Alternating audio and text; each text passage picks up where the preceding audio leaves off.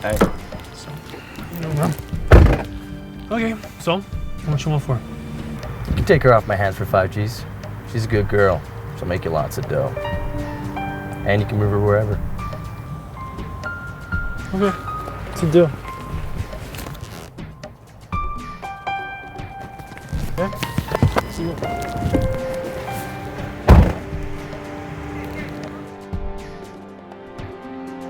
Every year in Canada, men, women, and children are bought and sold. Human trafficking generates millions of dollars for criminal organizations here and abroad. The United Nations ranks profits from this crime on par with the international arms trade.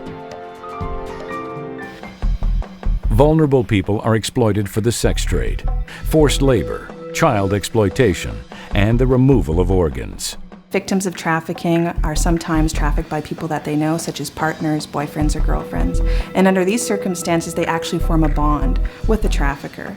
And so victims are kept in control by the trafficker by being deprived of food and water, being extremely isolated from others, physically abused, and sometimes even sexually abused. And under these circumstances, the victim, of course, will do whatever the trafficker wants them to do. It's not fair! You're the worst mother ever! I hate you! I hate you! Ugh.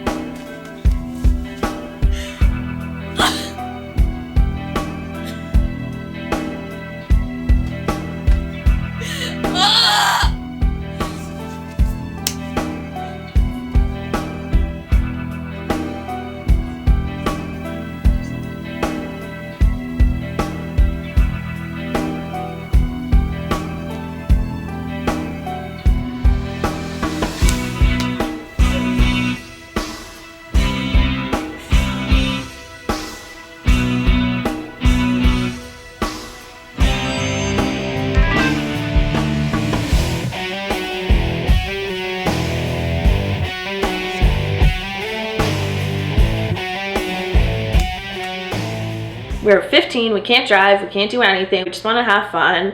So she met these guys, added her on Facebook, and she's like, oh, this guy added me on Facebook, he wants to meet up, we should meet up with him. He's 19, he has a car, he'll pick us up. And I was like, whoa, this is like the best night ever. There was 3 of them, so it was 5 of us in the car. He drove a nice car, they dressed nicely, they were ready to go to the clubs, they're all dressed in their like suits and nice. I was like, whoa, this is the life. Hey there, pretty lady. Where are you headed? Your place? Hop in.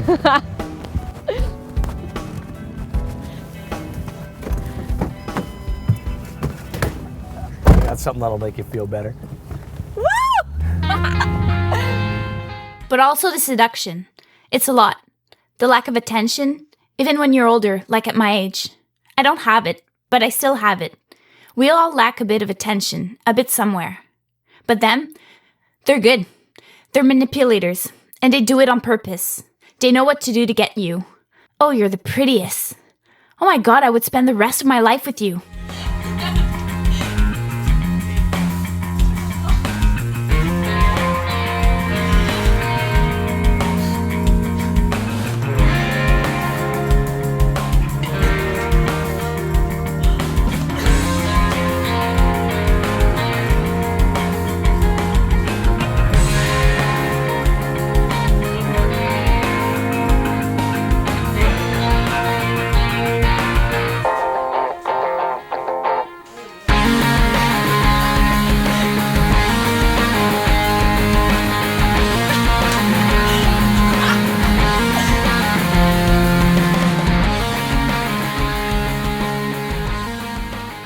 So they tell me, we're going to take you to the hairdresser.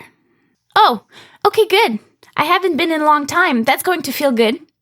In a sense, it feels like they're paying for things. And the fact that he always took me in his arms and told me that he loved me. They were so nice to us. Like, the world was ours. That's what it felt like. She's really coming along. Yeah, I think she's ready to start working soon. I'm gonna go and hit her with it, so remember what I said and just go along with everything I say. Cool? Okay. Hey man, look, I told you I don't have the money right now. Yeah, I need a little more time. Hey, No, man, come on. Be reasonable. I promise I'll get it to you. Just a little more time. Yeah? Yeah, okay. Bye, man. Is everything okay? No, everything's not okay. Well, what's wrong? I owe Lauren 25 G's. That's what's wrong. Just pay him, that's all. Do you think money just grows on trees? I don't have $25,000. I didn't know money was tight. I never would have accepted your gifts. Yeah, well, I'm cooked now, and it's all because of you. And you know what? You're gonna help me pay it back. Okay, I'll go look for a job tomorrow. I'm sure the cafe down the street's gonna hire me. They're looking for some people. Cafe? No, I'm sorry, baby. That's not gonna cut it. What do you want me to do? I'm not qualified for anything else. I'll get you in a Pink's. The strip joint? No, I don't think so. I'll find something else. You're gonna do what I tell you to do. I'm sorry, babe. You know, I didn't mean that.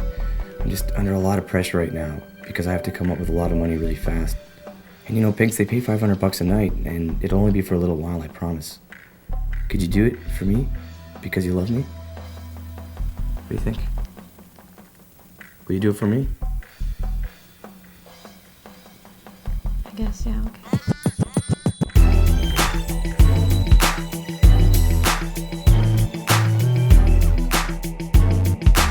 These guys are so good.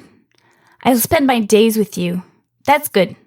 On top of that, there's one in there that's such a charmer, and he does it on purpose. And he's so cute and handsome. You look at him and you just want to hug him. It's very hard to recognize it. Me, at the beginning, well, I didn't see it. I only thought they were really nice and that they were my friends. And I thought, cool, you might be my next boyfriend. But really, when they become too nice, that's when you have to ask questions. That's when you have to ask. And then sometimes, like if they start doing things you don't want, like groping you or things like that, and you don't want it, that's when you have to talk about it. So sometimes those are signs that will tell you. Really, sometimes they will feel girls to see if they are open to it. It sounds stupid, and it's gross the way that I'll say it, but they will want to test the merchandise before they put it on the market. So I started hanging out with them on my own. Started being more of their friends came along. Hey, show my boy a good time. Show my other boy a good time. And my other boy a good time. And I was very naive, and I just went along with it because I was very awkward in the situation. But at the same time, I wanted to please. And they accepted me, and they made me feel wanted, so I went along with it. But when September came along, that's when I was full into the swing of realizing that they weren't my friends, and this is not what their intentions were at all.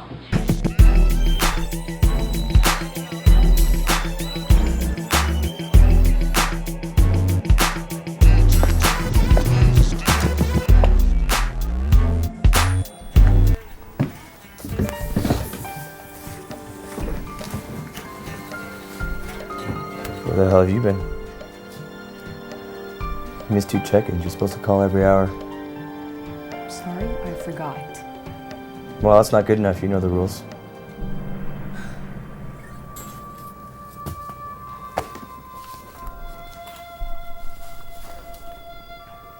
That's only 1,000. You're supposed to bring back 1,500.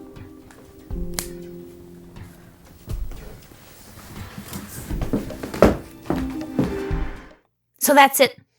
It's worse than that because sometimes they go with the girls they already have and they're going to ask those girls to go get more. So like me, like I was part of their gang and working for them, they would ask me to go see you and tell you like, it's so interesting. You're going to make money. You'll be able to choose your clients. You can choose to protect yourself if you want.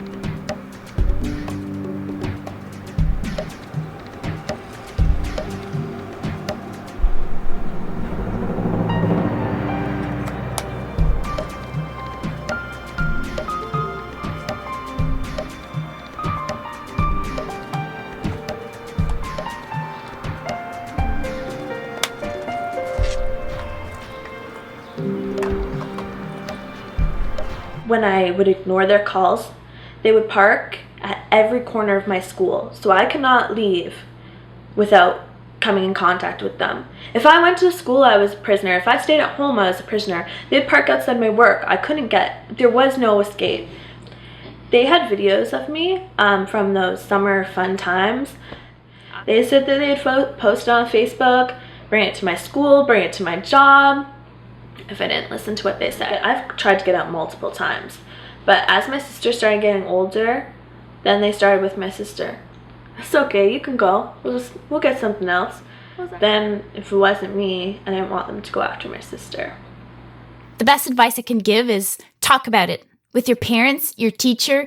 When you're really, like somebody clearly recruited you, the first thing is to talk about it. That's what you have to do. You can't just do what they want to isolate yourself. You have to talk about it with your friends. That's it.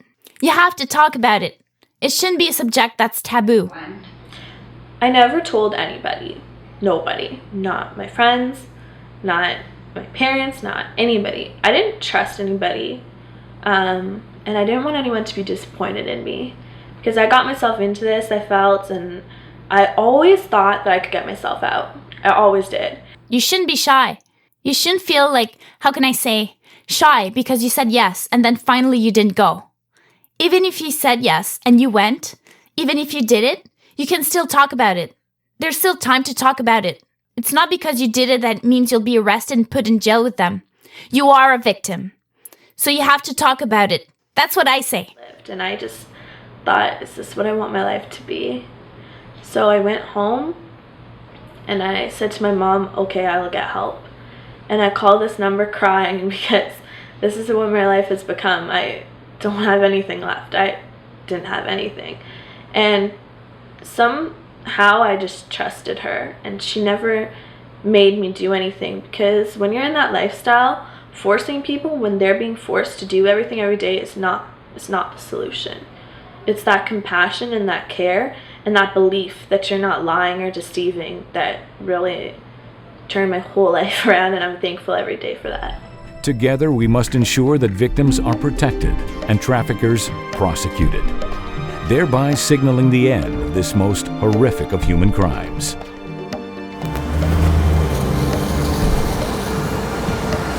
Where are you headed? Winnipeg. Hop in.